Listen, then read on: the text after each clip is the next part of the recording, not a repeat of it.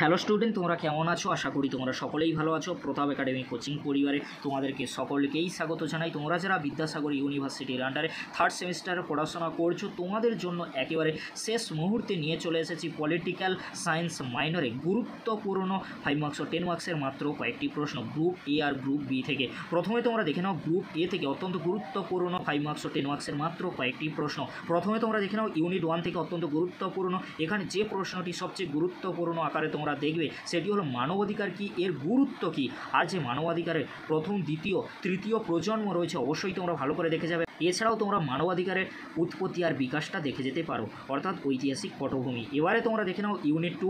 Unit 2 এ রয়েছে UDHR কি, এর গুরুত্ব কি, সীমাবদ্ধতা কি, ধারা কি, অত্যন্ত গুরুত্বপূর্ণ। ভালো করে তোমরা দেখে যাবে। আন্তর্জাতিক মানবাধিকার ঘোষণাপত্রে যে বিভিন্ন মানবাধিকার বা সংস্থাগুলি রয়েছে সেগুলি সম্পর্কে তোমরা অবশ্যই দেখে যাবে। এবারে তোমরা দেখে নাও ইউনিট 3 থেকে অত্যন্ত গুরুত্বপূর্ণ প্রশ্নগুলি, বিশেষ করে ভারত ও দক্ষিণ আফ্রিকার সংবিধানে মানবাধিকার সংক্রান্ত যে বিধান সমূহ তুলনা, অর্থাৎ তোমাদেরকে বলে রাখি ভারত আর দক্ষিণ আফ্রিকার মানবাধিকারের যে তুলনা বা পার্থক্য অবশ্যই তোমরা ভালো করে কিন্তু রেডি করে যাবে। ইউনিট 4 থেকে অত্যন্ত গুরুত্বপূর্ণ প্রশ্ন, সেটি হলো যুক্তরাষ্ট্র ও ভারতে নির্যাতন সংক্রান্ত আইনগত কাঠামোর তুলনা বা পার্থক্য অবশ্যই তোমরা ভালো করে দেখে যাবে। যুক্তরাষ্ট্র বা ভারতে যে প্রশ্নগুলি রয়েছে তোমরা ভালো করে দেখে যাবে। এবারে তোমরা দেখে নাও গ্রুপ বি থেকে অত্যন্ত গুরুত্বপূর্ণ যে প্রশ্নগুলি রয়েছে, ডিজিটাল নজরদারি কি, চীনে সেন্সরশিপ কিভাবে কাজ করে, ব্যক্তি স্বাধীনতার ওপর নজরদারির প্রভাব। গ্রুপ বি থেকে ফার্স্ট ইউনিট থেকে যে প্রশ্নটি সবচেয়ে গুরুত্বপূর্ণ, সেন্সরশিপের পক্ষে বিপক্ষে যুক্তি, চীন ও ভারতে নজরদারি আর সেন্সরশিপের যে আইন তুলনা বা পার্থক্য অবশ্যই তোমরা দেখে যাবে।